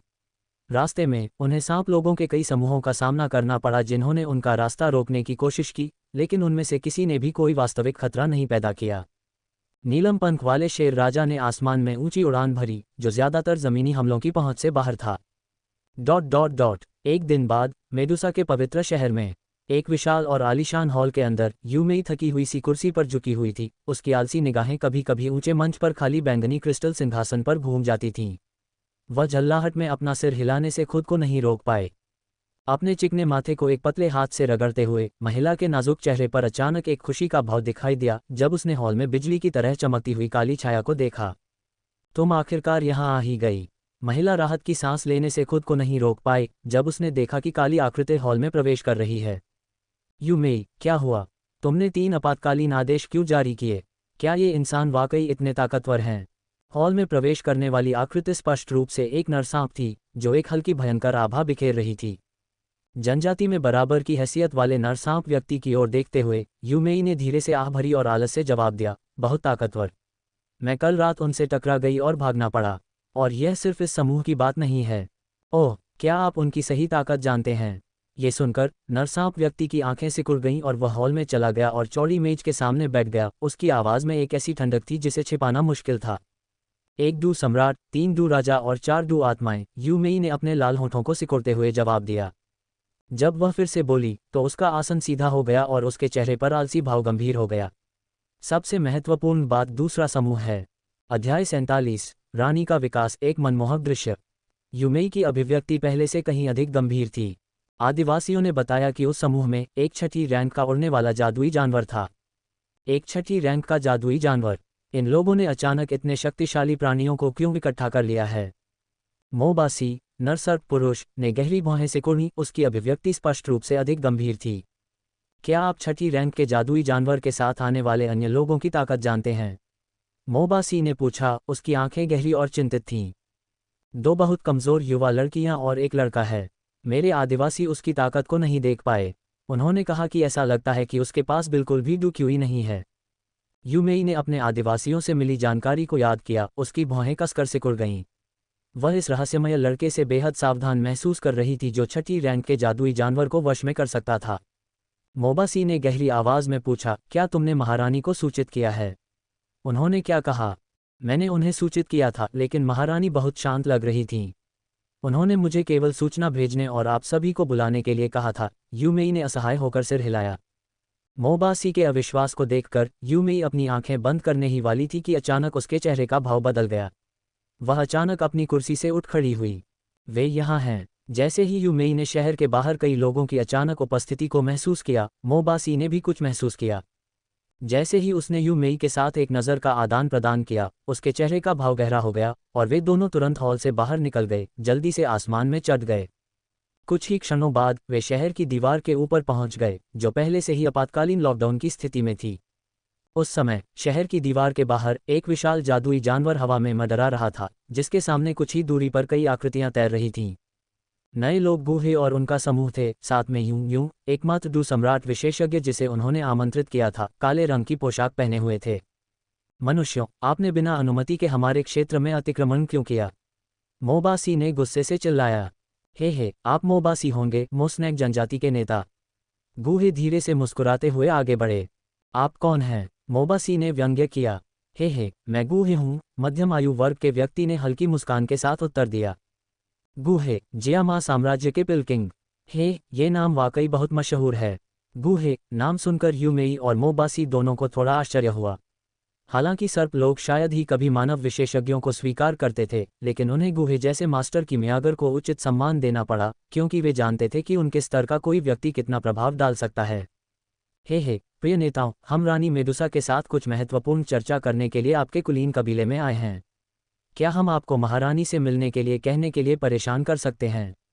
गूहे ने विनम्रता से मुस्कुराते हुए पूछा। महारानी से मिलें? क्षमा करें, हम ऐसा अनुरोध नहीं कर सकते। मोबासी ने बिना किसी हिचकिचाहट के अपना सिर हिलाया और सीधे मना कर दिया। गूहे, आपको अपने लोगों को लेकर जल्दी से चले जाना चाहिए। जैसे जैसे दोनों पक्षों के बीच स्थिति तनावपूर्ण होती गई, अचानक आकाश में एक विकृत स्थान से एक आकृति प्रकट हुई। शानदार बैंगनी वस्त्र पहने एक सुंदर महिला की अचानक उपस्थिति ने तुरंत ध्यान आकर्षित किया। उसका सुडौल शरीर, भरा हुआ और आकर्षक, एक पके आड़ू की तरह एक सूक्ष्म आकर्षण बिखेर रहा था। उसके लंबे काले बाल उसके सुगंधित कंधों पर लापरवाही से बहते हुए उसकी पतली कमर तक गिर रहे थे। वस्त्र के नीचे एक बैंगनी सांप की पूंछ झांक रही थी, जो एक जंगली मोहक आकर्षण के साथ धीरे धीरे हिल रही थी, जिससे किसी का शरीर बेवजह गर्म हो जाता था। रानी मेडुसा। इस आकर्षक महिला के आगमन के साथ गूहे और उसके समूह को आखिरकार थोड़ा तनाव महसूस हुआ। यहाँ तक कि यून, जो खुद एक डू सम्राट थी, कुख्यात रानी मेडुसा का मुकाबला नहीं कर सकती थी। इस बीच दूसरी ओर तीव्र उड़ान के बाद एमेथिस्ट पंख वाला शेर राजा धीरे धीरे मेडुसा के पवित्र शहर के पास पहुंचा। छोटी परी डॉक्टर किंगलिन, आप दोनों यहाँ प्रतीक्षा करें, मैं जल्दी ही वापस आऊंगा। गूफी ने शेर को रोकते हुए दोनों लड़कियों को निर्देश दिया। उसे कुछ महसूस हुआ। वह जाने से पहले उन्हें याद दिलाने के लिए पीछे मुड़ा। छोटी परी डॉक्टर चिंतित महसूस करती है। भावनात्मक मूल्य जोड़ 100। किंगलिन चिंतित महसूस करती है। भावनात्मक मूल्य जोड़ 70। वे दोनों जानती थीं कि गूफी कितना शक्तिशाली था, लेकिन उसके पवित्र शहर में प्रवेश करने का विचार ही उन्हें बेचैनी से भर देता था। सांप लोगों के, जो मनुष्यों से घृणा करते थे। गूफी के पास अलविदा कहने और तेजी से भागने से पहले उन्हें थोड़ा आश्वस्त करने के अलावा कोई विकल्प नहीं था। वह ठीक समय पर पहुंचा, क्योंकि गूहे और उसका समूह वर्तमान में पवित्र शहर के बाहर रानी मेडुसा के साथ एक मौन गतिरोध में था। गूहे और अन्य लोगों को ये पहचानते हुए देखकर कि बाहर की आकृति केवल रानी मेडुसा का भ्रम थी, और फिर बलपूर्वक पवित्र शहर में प्रवेश करते हुए गूफी ने जल्दी से उसकी दिशा निर्धारित की और चुपके से सांप लोगों के पवित्र शहर में घुसपैठ की। रानी मेडुसा ने स्वर्गीय ज्वाला की आभा को कई अलग अलग स्थानों पर फैलाया ताकि उन्हें भ्रमित किया जा सके, लेकिन गूफी स्वर्गीय ज्वाला की आभा से काफी परिचित था। पूरे पवित्र शहर में अपनी धारणा को फैलाते हुए गूफी की अपार मानसिक शक्ति ने उसे गूहे और उसके समूह की तरह लक्ष्यहीन रूप से भटकने के बिना जल्दी से सच्चे स्रोत का पता लगाने की अनुमति दी। जल्द ही गूफी शहर के पूर्वी हिस्से में पहुंच गया। एक विशाल मंदिर धीरे धीरे दिखाई देने लगा। अपनी आभा को पूरी तरह से छिपाते हुए वह मंदिर के पहरेदारों को अनदेखा करते हुए चुपचाप मंदिर की गहराई में चला गया। उसी क्षण गूफी की आंखों के सामने एक छोटी साफ झील दिखाई दी। झील के बीच में एक छोटा सा द्वीप था। द्वीप लहरदार पानी से घिरा हुआ था, जिस तक जाने के लिए कोई पुल नहीं था। झील शांत और शांतिपूर्ण लग रही थी, मानो कोई आसानी से बीच में स्थित द्वीप तक पहुंच सकता है। हालांकि झील में उड़ान रोधी उपाय लगे हुए थे और पानी भी जहरीला था। हालांकि गुफेई इन बाधाओं को तोड़ सकता था, लेकिन उसने किसी को भी सचेत करने से बचने के लिए उन्हें सहना चुना। अगर कोई और होता तो शायद वे झील के जहर के सामने असहाय होते। हालांकि गुफेई ने अपने शरीर को स्वर्गीय ज्वाला में लपेटना और तैरकर पार करना चुना। सी हॉट फ्लेम, जिसे उसने पहले हासिल किया था, इस स्थिति में अमूल्य साबित हुई।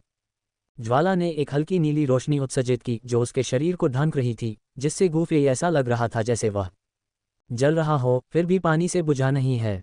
द्वीप पर पहुंचने पर गुफेई बिना रुके आगे बढ़ता रहा। स्वर्गीय ज्वाला की आभा का अनुसरण करते हुए उसने एक बांस का बाग देखा। वह जितना करीब गया, आभा उतनी ही मजबूत होती गई। द्वीप के केंद्र में आसपास के क्षेत्र के विपरीत एक खुला गोलाकार समाशोधन था। बांस और फूलों को सावधानीपूर्वक साफ किया गया था, जिससे केवल चिकने छोटे पत्थर चारों ओर बिखरे हुए थे। इन पत्थरों ने एक छोटा डूबा हुआ तालाब बनाया। तालाब क्रिस्टल सा साफ पानी से भरा हुआ था, जिसकी सतह पर सफ़ेद धुंध घूम रही थी। तालाब के बीच में एक अजीब क्रिस्टल से बने कमल के सिंहासन पर एक नीली लौ धीरे धीरे टिमटिमा रही थी। एक कोने में छिपकर गुफी ने अपनी सारी आभा को दबा दिया और वातावरण में घुल मिल गया। वह जानता था कि उसका लक्ष्य वही है, लेकिन उसने कोई हरकत नहीं की। जल्द ही एक आकर्षक आकृति दिखाई दी। यह रानी मेडुसा थी, जो खुद को विकसित करने के लिए स्वर्गीय लौ का उपयोग करने की तैयारी कर रही थी। अध्याय 48। रानी को पालतू जानवर की तरह रखना इतना बुरा नहीं लगता। जब असाधारण रूप से सुंदर चेहरा उसके सामने आया तो गुफी एक पल के लिए स्तब्ध रह गया। इस समय रानी मेडुसा एक असाधारण और शानदार बैंगनी वस्त्र में लिपटी हुई थी जो उसके उत्तम शरीर को गले लगा रहा था। उसका कामुक आकर्षक शरीर एक मोहक आकर्षण बिखेर रहा था। उसकी लंबी पतली पीली बैंगनी आंखें, जो एक प्राकृतिक आकर्षण के साथ चमक रही थीं, हर आदमी की निगाहें अपनी ओर खींच रही थीं। बैंगनी वस्त्र के नीचे उसकी बैंगनी सांप की पूंछ का एक हिस्सा आलस से हिल रहा था, जो एक जंगली और विदेशी आकर्षण को जारी कर रहा था। इस समय रानी मेडुसा की खूबसूरत आंखें छोटे से तालाब में सियान लौ पर ध्यान से टिकी हुई थीं। लंबे समय तक सियान लौ को घूरने के बाद रानी मेडुसा ने अचानक एक हल्की आह भरी, आसमान की ओर देखा और फिर धीरे धीरे खड़ी हो गई। उसका उग्र रूप अपनी पूरी ऊंचाई पर उठ गया। ये समय है, उसने धीरे से बड़बड़ाया। बैंगनी वस्त्र के नीचे दो बर्फ सफ़ेद भुजाएं उभरी, जबकि उसके नाजुक हाथों ने उसके सामने कई जटिल मोहरें बनाईं। जैसे ही रानी मेडुसा के हाथों में मोहरें बदलीं, क्रिस्टल कमल का आसन अचानक हिंसक रूप से कांप उठा। अपनी सीमाओं से मुक्त सियान लौ पलक झपकते ही एक भयंकर ज्वाला में बदल गई। रानी मेडुसा ने अपने लाल होंठों को हल्के से काटा। उसके जैड जैसे हाथ धीरे धीरे उसके वस्त्र के बटन खोल रहे थे। अचानक एक परिपूर्ण जैड शरीर, जैसे कि स्वर्ग द्वारा गढ़ा गया हो, बांस के जंगल में नग्न दिखाई दिया। गुफी की सांस थोड़ी तेज हो गई और उसने महसूस किया कि उसका खून बढ़ गया है। उसके सामने का दृश्य बहुत ही लुभावना था। भले ही उसका ऐसा कोई इरादा न हो, लेकिन वह स्वाभाविक शारीरिक प्रतिक्रिया से बच नहीं सकता था। रानी मेडुसा के शरीर से एक चमकदार रोशनी फूट पड़ी, जो लगातार फैलती और सिकुड़ती रही। साथ ही एक गर्जनापूर्ण ध्वनि भी आई। गुफी इस तीव्र प्रकाश से प्रभावित नहीं हुआ। उसने अपनी आंखें बंद कर लीं और अपने आसपास हो रही हर चीज को महसूस करने के लिए अपनी आध्यात्मिक शक्ति का इस्तेमाल किया। उसने स्पष्ट रूप से एक विशाल बैंगनी सांप देखा, जो 10 मीटर से अधिक लंबा था, जो छोटे से द्वीप के ऊपर हवा में मंडरा रहा था। बैंगनी सांप का शरीर लंबा और शक्तिशाली था, जो एक निश्चित लालित्य को दर्शाता था। इसके हल्के बैंगनी रंग की पुतलियों में गुफी द्वारा सामना किए गए अन्य सांपों की क्रूरता का अभाव था। इसके बजाय ये शांति और स्थिरता प्रदर्शित करता था। इस दौरान गुफी बस चुपचाप रानी मेडुसा को देखता रहा, उसे बाधित नहीं किया। चूंकि रानी मेडुसा ने यह रास्ता चुना था, इसलिए ये या तो उसके विनाश की ओर ले जाएगा या 7 रंगीन स्वर्ग निगलने वाले अजगर में उसका विकास होगा। किसी भी स्थिति में गुफी जानता था कि वह ग्रीन लोड स्कोर फ्लेम का दावा करने में सक्षम होगा। ... जब रानी मेडुसा अपने विकास से गुजर रही थी, तब सांप लोगों के पवित्र शहर में एक भयंकर युद्ध चल रहा था। गुहे और यून के समूह ने मेडुसा के पवित्र शहर में अपना रास्ता बनाया था, अलग अलग लपटों के निशान खोजने के लिए संघर्ष कर रहे थे। गुहे लपटों की उपस्थिति के प्रति संवेदनशील थे, लेकिन गुफी की तरह उन्हें आसानी से पहचान नहीं पाए। वे केवल सांप लोगों से भरे शहर में खूनी रास्ता बनाते हुए आंख मूंद कर खोज कर सकते थे।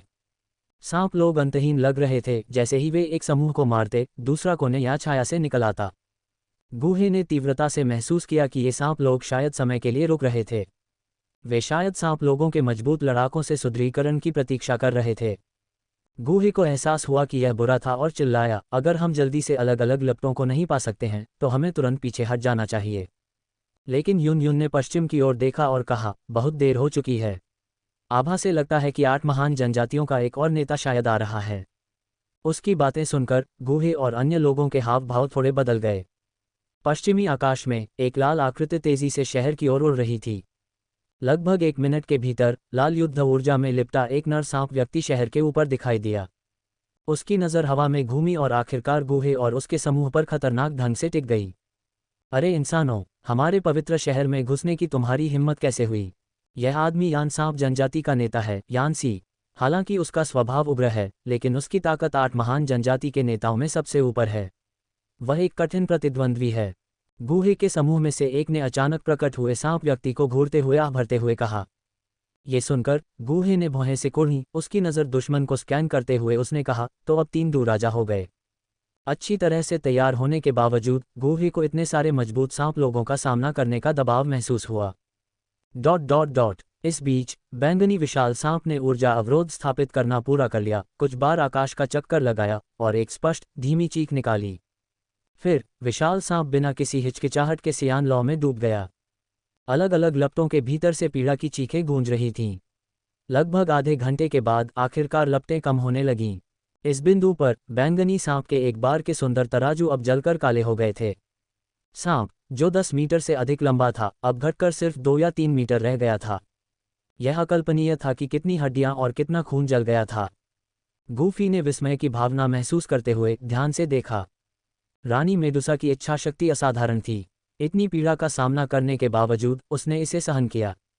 अगर वह होता तो उसे संदेह होता कि वह इस तरह के दर्द को सहन कर सकता है।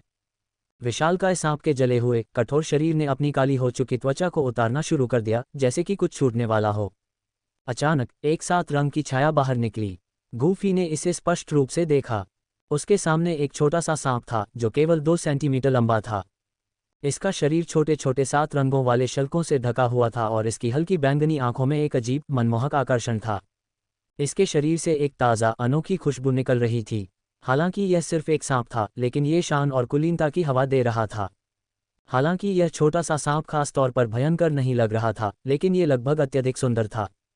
छोटे 7 रंगों वाले स्वर्ग निगलने वाले अजगर में कई तीखे आक्रामक लक्षण नहीं थे, लेकिन गूफी को पता था कि इस छोटे से शरीर के भीतर एक भयानक शक्ति थी जिसे एक डू सम्राट भी कम आंकने की हिम्मत नहीं करेगा। गूफी ने इसे दिलचस्पी से देखा, फिर अपनी नज़र सियान लॉ पर घुमाई। उसने ग्रीन लोड्स प्लेटफॉर्म निकाला और उसे आगे फेंक दिया। धीरे धीरे ग्रीन लोड्स कोर लॉ को वापस कमल में इकट्ठा किया। अचानक पहले खाली कमल का केंद्र भयानक सियान लॉ से भर गया। अपने स्टोरेज रिंग में ग्रीन लोड्स कोर लॉ को सुरक्षित करने के बाद गूफी ने अपना ध्यान वापस 7 रंगों वाले अजगर पर लगाया। छोटा सा सांप भी उसे घूर रहा था, उत्सुकता से उसकी पैंट की टांग पर रेंग रहा था। प्यारे जीव को देखकर गूफी ने हाथ बढ़ाया और उसे अपनी आस्तीन में छिपा लिया। लेकिन 7 रंग का अजगर जल्दी से उभरा, उसकी बांह के चारों ओर लिपटा और प्यार से उसकी कलाई को रगड़ने लगा। उसने हल्की फुफकारने की आवाज़ निकाली और जब गूफी ने उसे नहीं देखा तो उसने उसे फिर से धक्का दिया। चूंकि गूफी वह पहला प्राणी था जिसे 7 रंग के अजगर ने देखा था, इसलिए उसने इस अजीब 4 हाथ वाले जीव को अपना रिश्तेदार माना। सांप की बैंगनी आंखें गूफी की नज़र से मिलीं। 7 रंग का स्वर्ग निगलने वाला अजगर उत्सुक महसूस करता है। भावना मूल्य जोड़ 50। अध्याय 49। उसने मुझे फिर से बचाया, मैं उसका बदला कैसे चुकाऊं? गूफी उस छोटे जीव के सिर को थपथपाने ही वाला था कि सिस्टम प्रॉम्प्ट को फिर से सुनने के बाद वह थोड़ा रुक गया। रानी मेडुसा को आश्चर्य और क्रोध का अनुभव होता है। भावना मूल्य जोड़ 100। सिस्टम के प्रॉम्प्ट को सुनकर गूफी को विशेष रूप से आश्चर्य नहीं हुआ। वह जानता था कि 7 रंग वाले स्वर्ग निगलने वाले अजगर के शरीर के अंदर एक और आत्मा थी, रानी मेडुसा की आत्मा। उस समय रानी मेडुसा और 7 रंग वाले स्वर्ग निगलने वाले अजगर दोनों एक ही शरीर साझा कर रहे थे। हालांकि रानी मेडुसा की आत्मा ने अभी तक नियंत्रण नहीं किया था, लेकिन गूफी ने इस विवरण पर अधिक ध्यान नहीं दिया। उसने अजगर के अंदर रानी मेडुसा की आत्मा के साथ एक साधारण अनाड़ी छोटे 7 रंग वाले सांप की तरह व्यवहार किया। जब वह खुश होता तो वह उसके सिर को सहलाता, जब वह शरारती व्यवहार करता और उसकी कलाई काटता तो वह सजा के तौर पर उसके सिर को हल्के से थपथपाता। रानी मेडुसा को क्रोध का अनुभव होता है। भावना मूल्य जोड़ 100। गूफी ने रानी मेडुसा के गुस्से पर ज्यादा ध्यान नहीं दिया। अपनी साधना के कारण गूफी को 7 रंगों वाले स्वर्ग निगलने वाले अजगर के अचानक रानी मेडुसा में बदल जाने का डर नहीं था। भले ही हालात बदल जाएं, लेकिन रानी को बदला लेने से रोकने के लिए उसके पास अनगिनत तरीके थे। अटकलें लगाना व्यर्थ था, लक्ष्य सामने ही था। अगले ही पल जैसे ही मंदिर के अंदर गूफी ने ग्रीन लोड्स कोर फ्लेम को लिया, स्वर्गीय ज्वाला की आभा अचानक गायब हो गई। रानी मेडुसा को हत्या के इरादे का अनुभव होता है। भावना मूल्य जोड़ 100। मंदिर के बाहर बैंगनी प्रकाश का पर्दा टूट गया और पहले से अभेद्य मंदिर के अंदर दरारें दिखाई देने लगीं। गुहे और उनका समूह मंदिर की ओर अपना रास्ता बना रहे थे। एक बार जब रानी मेडुसा द्वारा छोड़ा गया अवरोध पूरी तरह से टूट गया तो वे मंदिर में अपना रास्ता बनाने के लिए संघर्ष करते रहे। हालांकि गुहे और उनका समूह सांप लोगों द्वारा धीमा कर दिया गया आसपास के दुश्मनों से लड़ने के लिए संघर्ष किया। वह एक गोली पकड़े हुए था, उसे अपने बगल में किसी को फेंकने के लिए तैयार था जब वह अचानक जम गया। स्वर्गीय ज्वाला की आभा अचानक गायब हो गई और कोई भी अब इसकी उपस्थिति को महसूस नहीं कर सकता था। अंदर ऊर्जा में उतार चढ़ाव बेहद शांत है। स्वर्गीय ज्वाला के लिए क्या इसे रानी मेडुसा द्वारा नष्ट किया जा सकता था? गुहे ने मंदिर को ध्यान से देखा क्योंकि नीला धुआं धीरे धीरे फैल रहा था, मुँह सिकोड़ते हुए स्वर्गीय ज्वाला की आभा। क्या ये भी गायब हो गई है? अरे, स्वर्गीय ज्वाला कहाँ है? एक कीमियागर के रूप में गुहे स्वर्गीय ज्वाला की ऊर्जा के बारे में और भी अधिक जागरूक था। रानी मेडुसा की आभा अचानक गायब हो गई है। गुहे की आत्मा की धारणा ने जल्दी से पूरे द्वीप को कवर किया, हर कोने की जांच की, लेकिन वह अभी भी स्वर्गीय ज्वाला का कोई निशान नहीं पा सका। तुरंत गुहे के आमतौर पर शांत चेहरे पर क्रोध की एक दुर्लभ अभिव्यक्ति दिखाई दी। इस बीच सांप लोगों की जनजाति का पवित्र शहर एक मौत के सन्नाटे में डूब गया क्योंकि उनकी सबसे शक्तिशाली रानी की आभा गायब हो गई। क्या ऐसा हो सकता है कि रानी मेडुसा अपने विकास में विफल हो गई? अंत में एक सर्प व्यक्ति अब और नहीं रुक सका और दहाड़ता हुआ बोला, महारानी, रानी। कुछ ही क्षणों बाद घृणा से भरी अनगिनत आंखें गुहे और उसके समूह की ओर मुड़ गईं।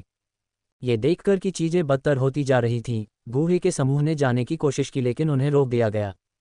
अपनी मर्जी से आओ और जाओ। क्या आपको लगता है कि हमारा सांप लोग जनजाति एक ऐसी जगह है जहां आप अपनी मर्जी से कर सकते हैं? उग्र स्वभाव वाले यानसी, जिसके चारों ओर आग की लपटों की तरह लाल डूबी हुई युद्ध ऊर्जा जल रही थी, ऊपर से गुहे और उसके समूह को गुस्से से घूर रहा था। गुहे की हल्की नीली लपटें बाहर निकलीं, लेकिन हालांकि वे भयानक लग रही थीं, यानसी ने कोई डर नहीं दिखाया। इसके बजाय उसका चेहरा तिरस्कारपूर्ण व्यंग्य से भरा हुआ था। उसने अपना हाथ आगे बढ़ाया, हल्की मुट्ठी बनाई और उसके शरीर पर मौजूद लाल रंग की डूबी हुई तुरंत एक ज्वाला हाथ में बदल गई, जो हिंसक रूप से बाहर निकल गई। ज्वाला हाथ ने नीले रंग के आग के गोले को लपेट लिया और उसे टुकड़े टुकड़े कर दिया। पहली ही बातचीत से यह स्पष्ट हो गया था कि यानसी के पास ताकत के मामले में थोड़ा फायदा था।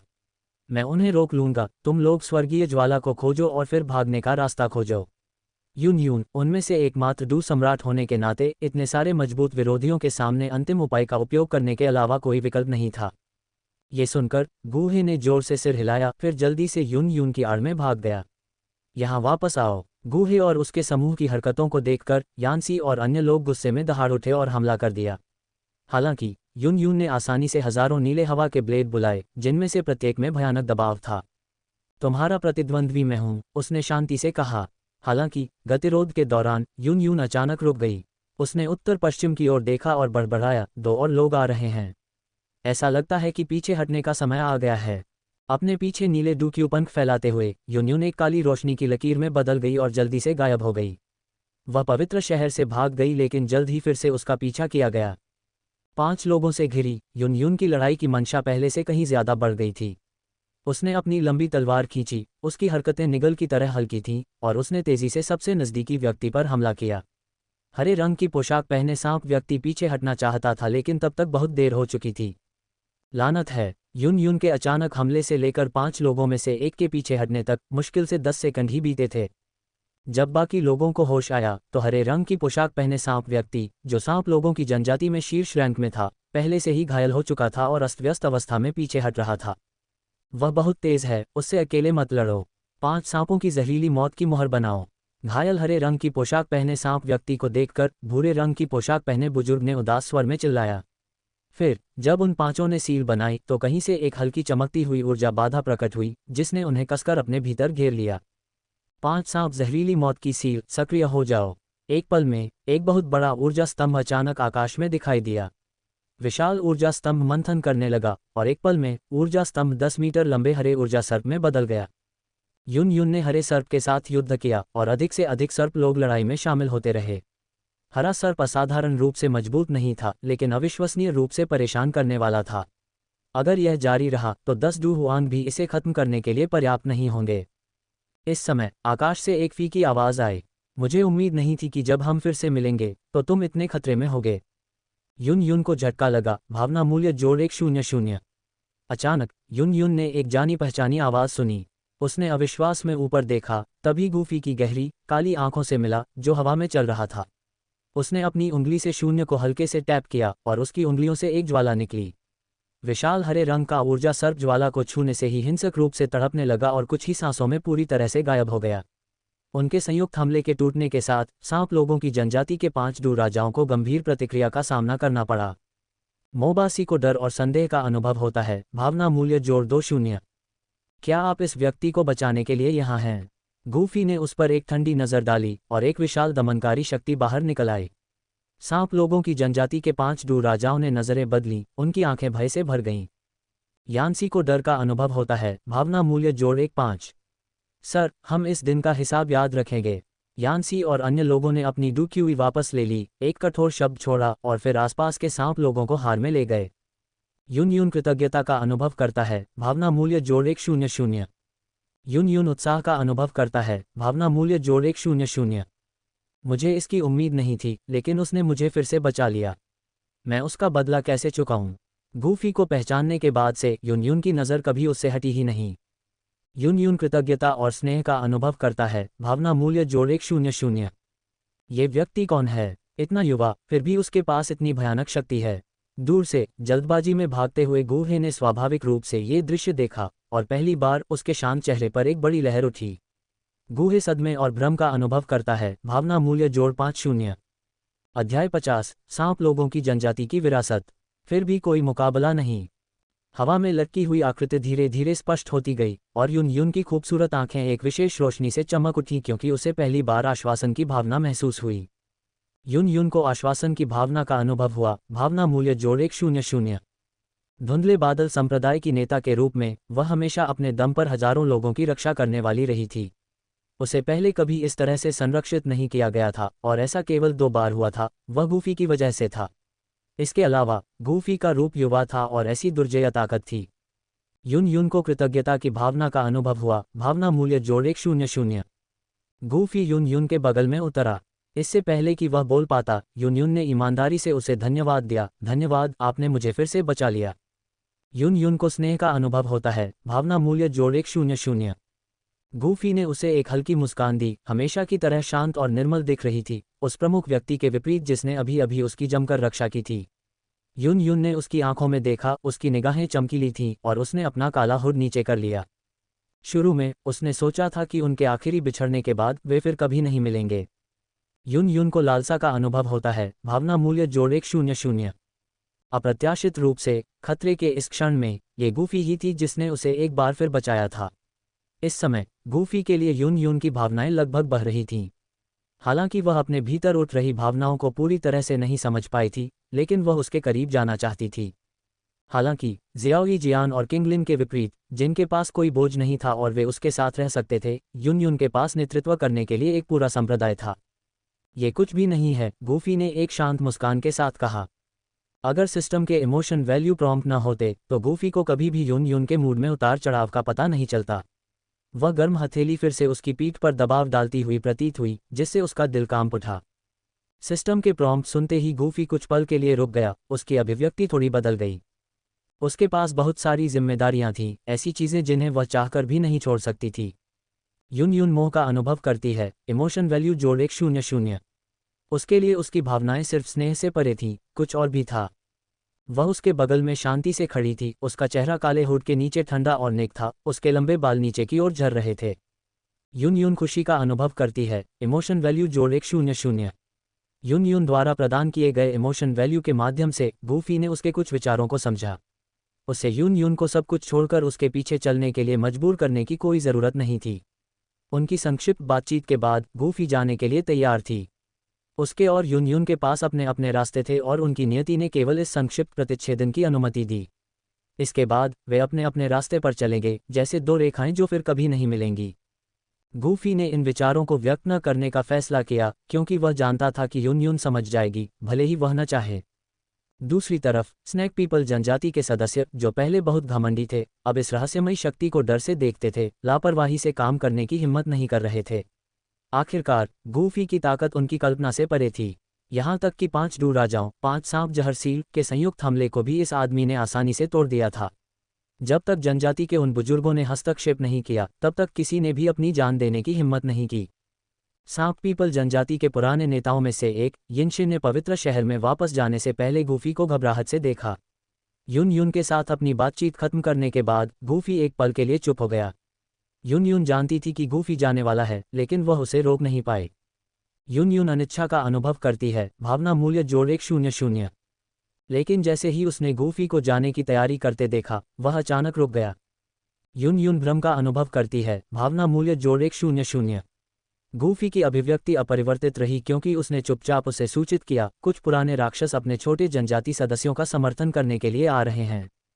उसने अभी अभी महसूस किया था कि सर्प पीपल जनजाति के पवित्र शहर में 4 निष्क्रिय डू सम्राट आभा अचानक चलने लगी थी। मूल रूप से, चाहे वे सर्प पीपल जनजाति के साथ कैसे भी लड़े या उनके कितने ही लोगों को गूहे और युन युन ने पवित्र शहर में मार डाला, वे 4 डू सम्राट आभा नहीं हिली थी। गूफी अच्छी तरह से जानता था कि ये 4 लोग कौन थे। वे सर्प पीपल जनजाति की रीढ़ थे। हालांकि उनकी वृद्धावस्था के कारण वे शायद ही कभी कोई महत्वपूर्ण क्षण होने पर ही कोई कार्रवाई करते थे। वे लड़ने से बचते थे क्योंकि इससे उनकी महत्वपूर्ण ऊर्जा खत्म हो जाती थी। यही कारण था कि वे इतने लंबे समय तक जीवित रहे। युन युन ने भौहें सिकोड़ी और सर्प जनजाति के पवित्र शहर की दिशा में दूर आकाश की ओर देखा। हालांकि वह डू सम्राट स्तर पर पहुंच गई थी, लेकिन वह उन 4 बुजुर्गों से बहुत कमतर थी। वह केवल एक शक्तिशाली और दबंग आभा को तेजी से पास आते हुए महसूस कर सकती थी। मेरे सर्प पीपल जनजाति के साथ खिलवाड़ नहीं किया जा सकता, एक तीखी आवाज गूंजी। पास में खड़े स्नैक पीपल जनजाति के सदस्यों ने ऊपर देखा, उनके चेहरे खुशी और श्रद्धा से भरे हुए थे। वे 4 बूढ़े राक्षस आखिरकार आगे बढ़ रहे हैं, है न? गूफी ने सोचा जब उसने 4 बुजुर्ग सर्प महिलाओं को शहर से तेजी से उड़ते हुए देखा। एक पल में 4 अत्यधिक दमनकारी आभाएं चारों ओर से घिर गईं। जैसे ही 4 सख्त दिखने वाली बुजुर्ग सर्प महिलाएं हवा में मंडरा रही थीं, उनके पीछे उनके डूक्यूई पंख बना रहे थे। उनकी आंखें गूफी पर केंद्रित थीं। गूफी के बगल में खड़े युन युन ने अविश्वास में बड़बड़ाया, 4 डू सम्राट। और स्नैक पीपल जनजाति अपनी संयुक्त आक्रमण तकनीकों के लिए जानी जाती है। चारों की संयुक्त शक्ति एक अकेले डू सम्राट से कहीं ज्यादा है, यहाँ तक कि डू पूर्वज स्तर तक पहुँचती है। ये बुरा है, युन युन ने अपने नाजुक चेहरे पर चिंता की मुद्रा के साथ कहा। उसने गूफी की ओर उत्सुकता से देखा। वह अकेली इन 4 का मुकाबला नहीं कर सकती थी। इस बीच गूहे और उसका समूह, जो पहले सोच रहा था कि गूफी के हस्तक्षेप की बदौलत लड़ाई जीत ली गई थी, भी पीला पड़ गया। सर्प जनजाति के बारे में उन्होंने जो जानकारी एकत्र की थी, उसमें इन 4 डू सम्राटों का उल्लेख बिल्कुल नहीं था। उन्हें उम्मीद नहीं थी कि सर्प जनजाति के पास इतनी दुर्जय विरासत होगी। इसके अलावा गूहे के अनुभव से ये स्पष्ट था कि ये 4 साधारण डू सम्राट नहीं थे, वे कुलीन वर्ग में से थे। इन डू सम्राटों में से एक भी गूहे के समूह को आसानी से कुचल सकता था। बड़ी सांप लोग जनजाति सेना और सांप लोग जनजाति के 8 कुलों का तो कहना ही क्या, जो अभी भी इस स्थान पर जुटे हुए थे। गूहे को जल्दी पीछे न हटने का अफसोस हुआ। उसने आह भरी, ये जानते हुए कि अब भागना लगभग असंभव होगा। हालांकि जब युन युन, गूहे और अन्य लोग चिंतित थे, गूफी का चेहरा शांत था। 4 डू सम्राटों के अचानक प्रकट होने के बावजूद भी कोई परेशानी नहीं दिख रही थी।